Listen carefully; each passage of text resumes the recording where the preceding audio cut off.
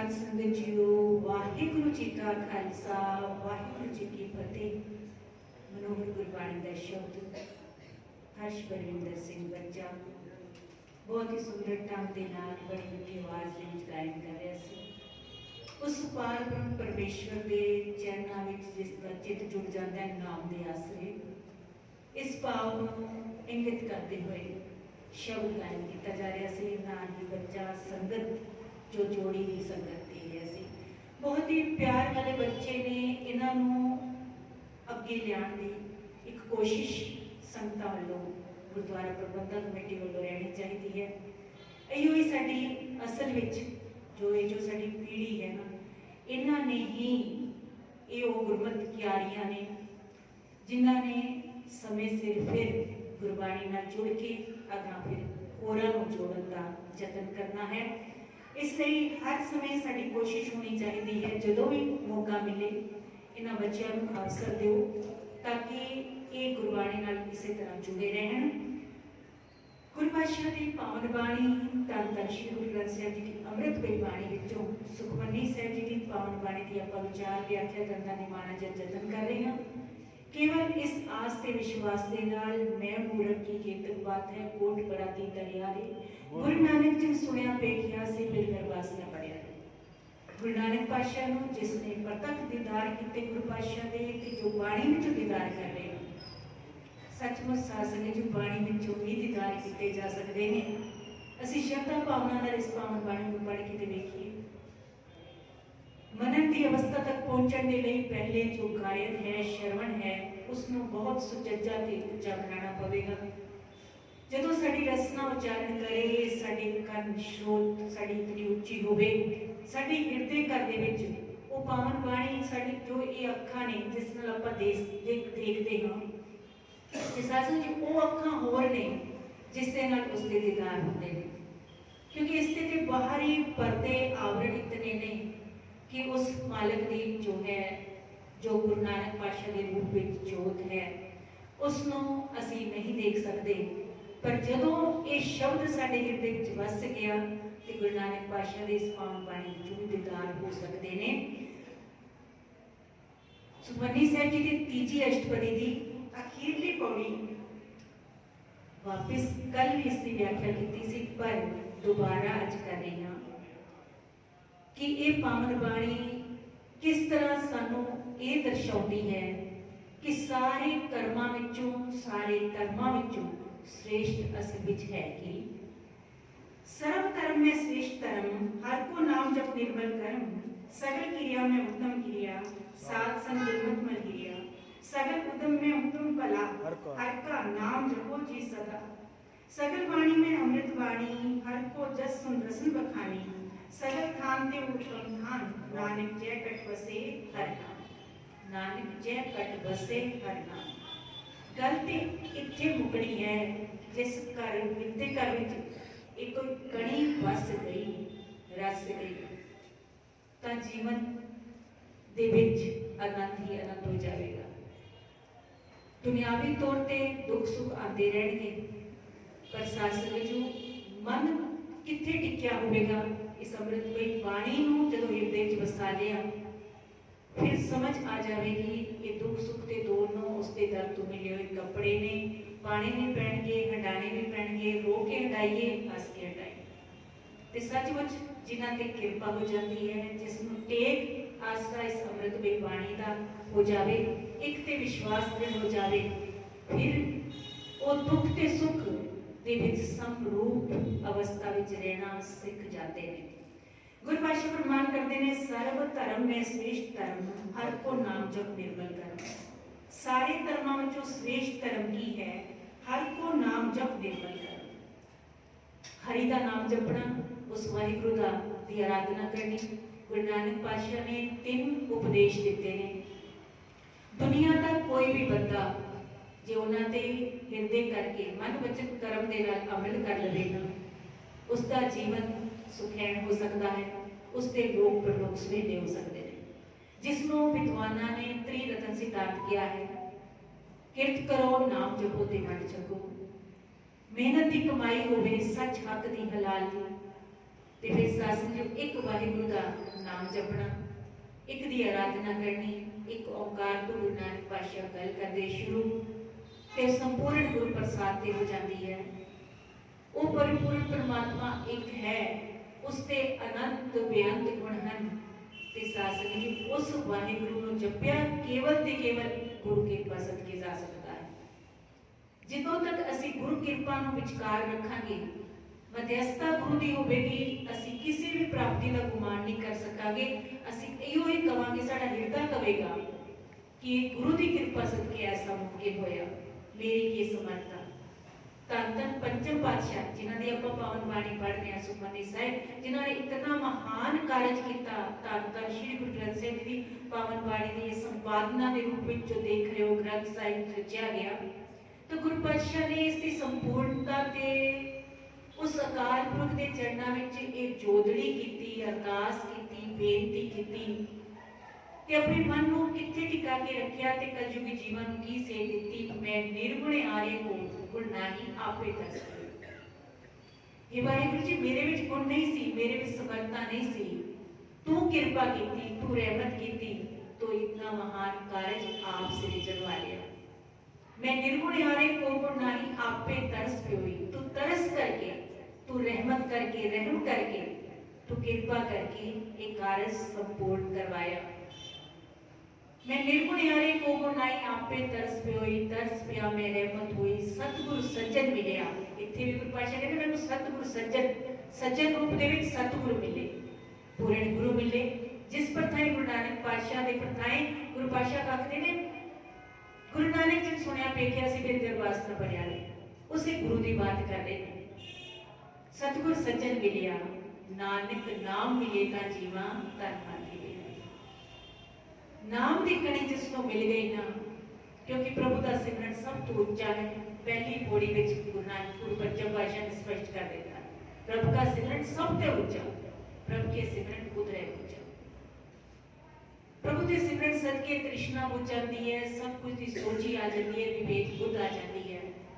इसलिए उसके सदके ही अनेकों का उद्धार हुआ है। इस पावन बाणी को पढ़ के अनेकों का उद्धार होना है, गिनती मिनती तो है ही कोई नहीं। गुरु पातशाह फरमान करते हैं, हर को नाम जप निर्मल करम, हरि का नाम जपना, वाहिगुरु का नाम जपना ते निर्मल कर्म करनी है, पवित्र कर्म करने, सच्चे सुच्चे कर्म करने। ये नहीं दूजिया के हक मार के ते अपनी आंकड़ में रहना, फिर बंदे को बंदा ना जानना। उस प्रथा में गुरु पातशाह आखण के अगे, करतूत पशु की मानस जात लोग प्रचारा करे दिन रात। करतूता पशुओं वालियां साडियां ते अखाउंदे असीं इंसान होइए, जिस दे विच इंसानियत का गुण नहीं, जिस दे पल्ले नाम धन नहीं, वो सासक जो कितना भी अमीर होवे, जितने भी उच्चे ओहदे ते होवे, उस मालिक की दरगाह ते ओहदी एक कौडी भी कीमत नहीं है। एक रत्ती बिन एक रत्ती के सगल क्रिया में उत्तम क्रिया, सारिया क्रियावां विचों जितने भी क्रियाकलाप ने कर्म ने, उन्हां सारियां दे विचों सब तो उत्तम क्रिया केड़ी है? साध संग दुर्मत मन क्रिया।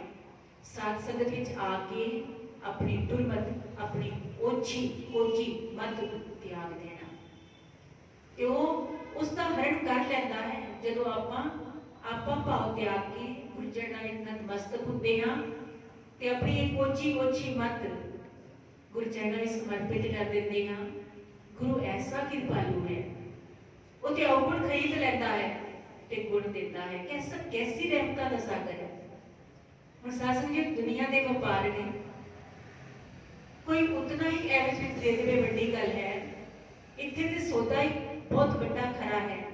गुरु अवगुण ले लेता है ते गुण बख्श देता है, ते नाल सेध दिंदी है पावन बाणी सानू, गुणा का होवे वासला घट वास लई जै, जे गुण होवन साजना मिल सांझ करी जै, सांझ करी जै गुणा केरे छाड़ आओ। अवगुणा नूं छड्डदे जाइए, गुणा दी खुराक बणीए। गुणा दी जिस कोल भी खुशबू मिले उसनूं सहेड़ लो, अपना लो। उत्थे फिर इह ना वेखो कि ओहदे विच धन दौलत विच मेरे तो छोटा, मैं कि इसनूं जाना की पुछां। गुणा दी खुराक बनना है। गुरु पातशाह समझाउणा करदे ने, साध संग दुर्मत मन हिरिया। साध संगत विच आके ये दुर्मत जिहड़ी साडी ओछी ओछी मत है, उसको हर लेता है, हरण कर लेता है। वो दुख कटण वाला है, कलेश मिटाउण वाला है, चिंताओं तो मुक्त करने वाला है, उसका चिंतन करके ते देखिए। सगल उदम में उदम भला, हर का नाम जपो जिए सदा। उदम सारे करते ने, उदम करे पल के बर्बादी। हुण सासू जी हर कोई आहर विच लग्या होया है, मेहनत हर कोई कर रहा है, पर केवल मेहनत इहो जे व्यर्थ ते अडबरा ते कर्मकांडां ते ना हुंदी रहे, जिथे साडे बोए गए बीज भी अजाई चले जाण। मेहनत भी चंगे काम ते करिए ते साथ संगजियो, केवल मेहनत ही पल्ले नहीं पै जाएगी, उसकी कृपा भी लाजमी है, उसकी रहमत भी लाजमी है। एक मजदूर बहुत मेहनत करता है, पर एक जो सेठ है वो बहुत ज्यादा कमा रहा उसकी एवरेज, तो कृपा ते सुख पाया, उसकी कृपा के पात्र बनना है, उसकी रहमतां की बरसात अठे पैर होती है। मनमुखता के कारण, मूर्खता के कारण, अज्ञानता के कारण साडा जो मन है ना वो किधरे होर ही चल रहा होंदा। पांडा उल्टा पिया होवे, मोहलेदार वर्षा हो रही होवे, उस बरसात विचों, उस बरखा विचों एक भी कणी उस पांडे विच नहीं पै सकती जे वो उल्टा पिया उल्टा पिया। इसी तरह जे मन मूड है, मनमत चल रही है, मन के पीछे चल रहे हैं, गुरु की बात नहीं सुन रहे हैं, उसकी रहमतां दा मींह, उसकी कणी साडे अंदर किवें पवेगी। फिर गुरु पातशाह समझावना करते हैं, सगल उदम में उदम भला, हर का नाम जपो जिए सदा। अपने जीवड़े को समझावना है, पर उपदेश कुशल होते हैं, बहुत सौखा है दूजे को उपदेश देना, पर अपने मन को प्रबोधना। इस मन को आरसी भी क्या है, इसको जोत स्वरूप भी क्या है, अनेकों उदाहरण दिते ने मन के। पर सासंग जो जे जोत स्वरूप है वो गुरु कृपा सदके है, ते गुरु कृपा के पात्र आपां आप बनना है, उसके लिए उद्यम करना है। सगल उदम में उदम भला, हर का नाम जपे जी सदा सदा सदा रही। श्वास श्वास तू उस परमात्मा की बंदगी कर। सगल वाणी में अमृत वाणी, सारी वाणियां उससे बोल सर्वोत्तम वाणी मेरी है। सगल वाणी में अमृत वाणी, हर को जस सुन रसन बखानी। इस रसना तो उस परमात्मा का नाम जपना, इन्हां कन्ना दे नाल उस वाहिगुरू दी सिफत सलाह सुनना। एक कन्ना दा, एक नेत्रां दा, ज्ञान इंद्रियां दा, कर्म इंद्रियां दा गुरबाणी ने स्पष्ट किया है, इन्हां दा कुछ विशेष मनोरथ है। इस मनुखा जीवन का कुछ विशेष मनोरथ है, पर असीं ते इसनूं कोडियां दे भार उड़ी जा रहे हैं। अखियां ने भी किया है ना, अखियां नूं इन्हां तकना इन्हां दी फितरत है, उस लिए बणियां ने, पर अखियां तकना बाण तुहाडी कौन कहे तुसीं तको ना। जगत तमाशे रज रज तको, तकदियां तकदियां तको ना, पर इस तकण विच चेते रखियो मैलियां मूल न होयो जी। मतलब किसी चीज नूं वेख के, परायता नूं वेख के, पराए रूप नूं वेख के इसते उत्ते गलतान नहीं हो जाना, मन नूं बेईमान नहीं कर देना।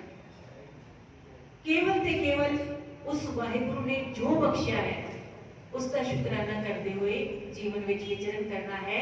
गुरु पातशाह समझावना करते हैं, हर को जस सुन रसन बखानी। हरि दा जस सुनना भी है ते रसना तो बखान भी करना है, यानी जीवा ने परमात्मा का नाम जपना है। कहते तिल तिल कट्टी जाएगी जो उस परमात्मा का तू नाम नहीं जपेगी।